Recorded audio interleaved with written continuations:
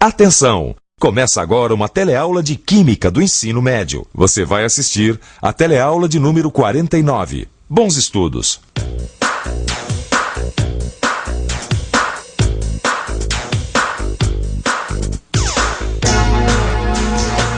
Para se determinar a qualidade da água, se analisa a presença de alguns metais.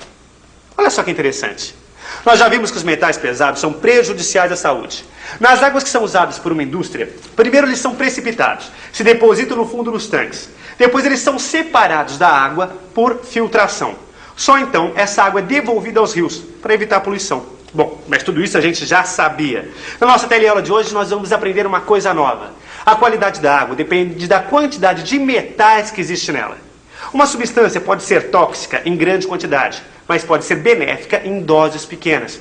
Exatamente isso que nós vamos discutir na nossa teleaula de hoje. Nessa teleaula, a gente vai aprender que uma substância pode ser tóxica, dependendo da sua concentração. Vamos ver que muitos metais que são tóxicos em grandes quantidades existem em pequena quantidade no nosso corpo. Vamos ver ainda que resíduos sólidos das indústrias devem receber um tratamento especial para não poluir a região. Maristela, eu aprendi uma coisa que você não vai acreditar. Ô, Maristela, você está doente? Oh, meu Deus, que resfriada. Já tomou remédio? Aspirina? 3? Só agora de manhã? Ô, Maristela, mas é muito... Você é exagerada em tudo, hein? Escuta, Maristela, você não pode falar, mas você pode ouvir. Quer aprender mais sobre os metais? Olha só. Olha os elementos que o pessoal analisa para verificar a qualidade da água. Tem bário, cádmio, chumbo, cobre, crômio, mercúrio, zinco, manganês, ferro e níquel. Nossa, tem todos esses metais na água? Eu tinha certeza que eu não ia conseguir ficar fora dessa descoberta. Mas será que todos formam precipitados para serem retirados da água usada? Puxa, boa pergunta, porque se não formar um composto insolúvel, não dá para precipitar. Não dá para separar da água. Ah, mas vai ver que não precipita com uma substância, mas precipita com outra. Você lembra que a quantidade de íons para precipitar variava de uma substância para outra? Uhum. Bom, mas como é que a gente pode ter certeza? A superáurea. Ô, Maristela, será que dá pra você tomar conta da banca aqui sozinha enquanto eu dou um pulinho lá no laboratório e volto? Pode ir, Cláudio, pode ir. Senão você vai ficar tão encafifado que aí eu vou ficar com mais dor de cabeça ainda. Ai. Bário, cádmio, chumbo, cobre, crômio, mercúrio, zinco, manganês, ferro e níquel.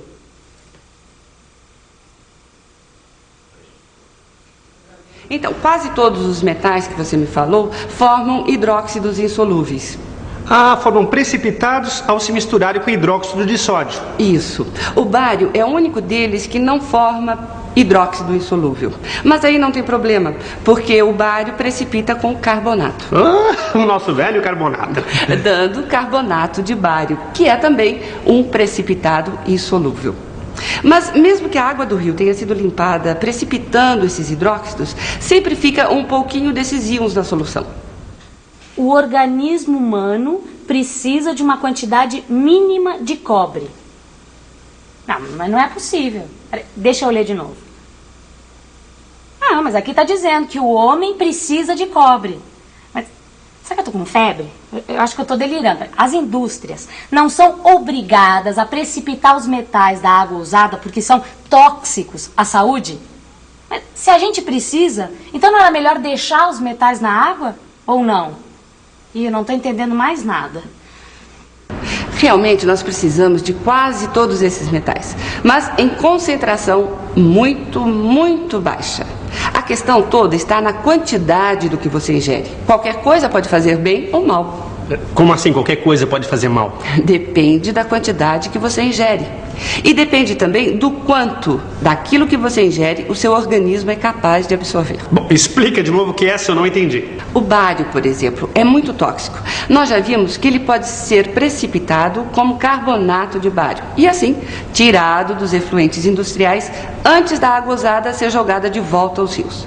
Se você beber água com íons de bário, sua saúde será prejudicada. Agora, se você ingerir sulfato de bário, nada acontece. Ih, continuo boiando sem entender nada. É que o sulfato de bário é um sólido insolúvel em água.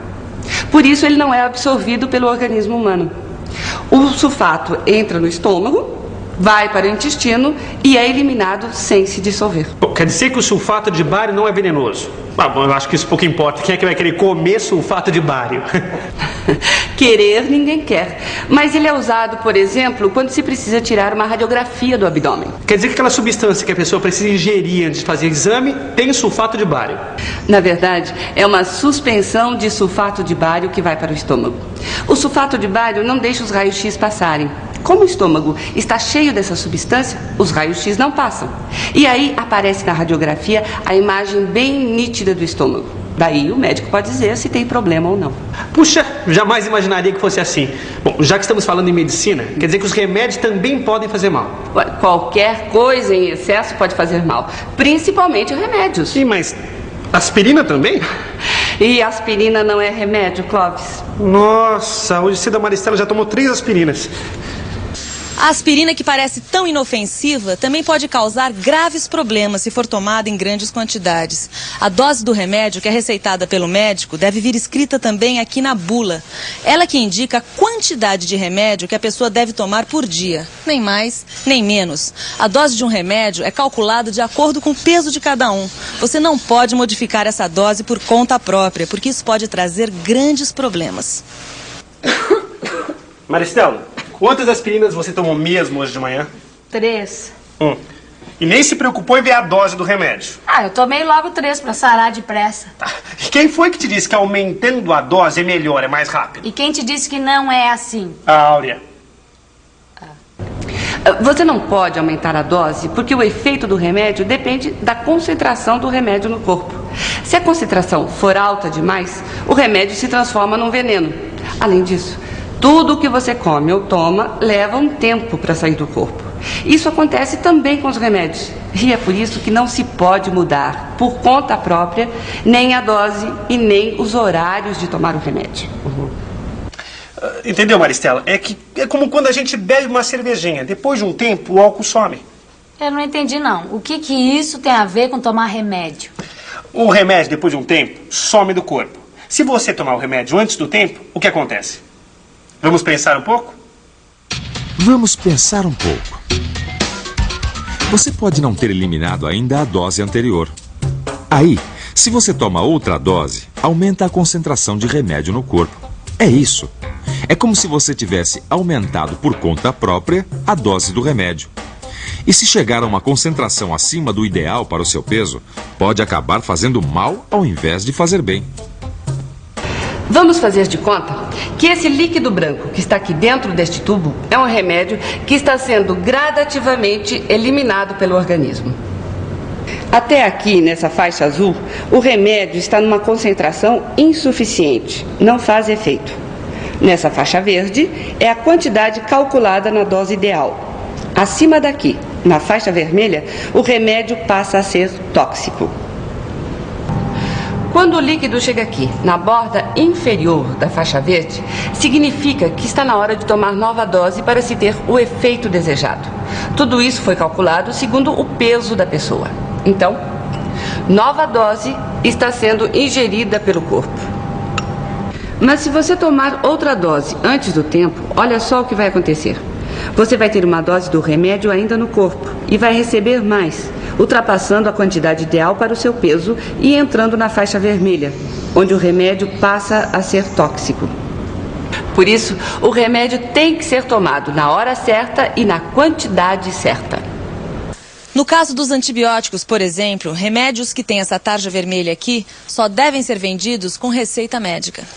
São remédios usados para combater alguma infecção. Eles matam o micróbio, ou melhor, a bactéria que está provocando a infecção. Se o antibiótico mata a célula da bactéria, ele também pode matar as células do nosso corpo. Por isso, o antibiótico deve ser tomado na hora e na quantidade certa. Não é mesmo, seu Pedro? Perfeitamente. Se a gente tomar a menos, o medicamento não combate as bactérias. Se tomar a mais, prejudica o próprio doente. E se o tratamento for interrompido antes do prazo? Esse é que é o principal problema. Muitas pessoas, quando começam a melhorar, interrompem o tratamento. Sabe o que acontece? Podem sobrar algumas bactérias. São poucas, mas elas podem provocar novamente a doença, e mais forte ainda. Mas se elas são poucas, como é que elas podem provocar mais doença? Se as pessoas interromperem o tratamento antes do prazo, o que acontece?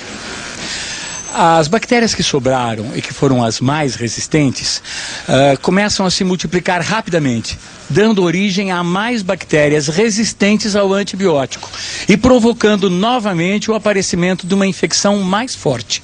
Aí, nesse caso, o antibiótico não funciona mais. E se o antibiótico é tomado em intervalos irregulares? Bom, se o antibiótico é tomado em intervalos irregulares, então aí é pior ainda. As bactérias adquirem resistência mais facilmente. Nos intervalos em que a concentração do remédio no organismo é baixa, as bactérias se reproduzem e dão origem a bactérias resistentes. Puxa, eu não sabia que a concentração dos remédios no corpo da gente era tão importante assim. Um pouquinho a mais pode ser perigoso. No seu caso, dona Maristela, que tomou 3 aspirinas de uma só vez. É verdade, a aspirina baixa a febre. Mas se tomar demais, ataca as paredes do estômago. São os efeitos colaterais. Remédios que têm efeitos colaterais são remédios que provocam algum prejuízo que não está diretamente relacionado com a doença. Todos os efeitos colaterais de um medicamento devem constar na bula. É sempre bom ter consciência do que se está tomando. Remédio só com indicação do médico. Puxa vida, mas esse negócio de concentração é muito importante, né? É concentração de remédio, concentração de metais na água que as indústrias jogam fora. É por isso que a água que sai das indústrias tem que ser tratada antes de ser jogada nos rios. Porque no final, a água dos rios volta para a torneira novamente. Eu li numa reportagem que a legislação exige que isso seja feito. Tá certo, Clóvis, mas um pouquinho de metais a água sempre tem. E é bom pro nosso organismo, não é? Mas só um pouquinho, né? Lembra o que a Áurea falou? O que acontece com os remédios também pode acontecer com certos metais. Em grande quantidade, são tóxicos, mas se não estiverem presentes no organismo humano, também provocam certas doenças. A melhor receita é uma boa alimentação. Agora, um dos graves problemas de envenenamento por metais é que o efeito nocivo pode não aparecer logo. O metal vai se acumulando no organismo, a concentração vai aumentando, até causar a doença. É o efeito cumulativo.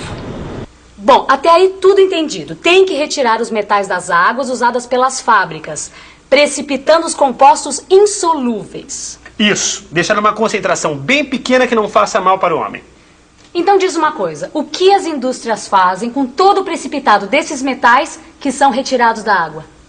Isso não pode ser jogado por aí, porque senão não adianta nada. Vou ver se tem alguma coisa nessa reportagem. O que será que é feito com o sólido desses metais que se formam? Pequena cena de suspense. Achei. Olha o que está escrito aqui. Na forma de sólidos, o volume é muito pequeno. Geralmente são enterrados ou misturados a materiais que não entram em contato direto com as pessoas, como, por exemplo, o concreto. Será que na parede da minha casa tem precipitado de algum metal? Olha só, essas fotos aqui, Maristela. Aqui diz que nunca são enterrados em lugares que tem lençol de água por perto. Olha aqui, diz também que são compostos quase insolúveis. A quantidade que se dissolve na água da chuva é muito pequena. Nossa, quanta coisa a gente aprendeu na nossa teleaula de hoje, hein? Agora é a hora da nossa revisão. E atenção, se liga aí que é hora da revisão. Nessa teleaula, nós aprendemos que mais nem sempre é melhor. Uma substância pode ser tóxica em grande quantidade, mas benéfica em pequena quantidade. Os metais, por exemplo. Vimos também a importância das concentrações dos remédios, porque não se pode aumentar a dose por conta própria. E por que se deve seguir rigorosamente os horários de medicação. Também aprendemos que os precipitados sólidos, que se formam quando as indústrias limpam a água que usaram, recebem um tratamento especial para não poluírem o meio ambiente. Bom, agora que a Maristela já entendeu que não pode sair por aí tomando remédio à torta e à direito, a gente vai deixar vocês com o livro para estudarem tudo o que aprenderam hoje. Estuda direitinho, hein? Até a próxima teleaula. Tchau. Tchau.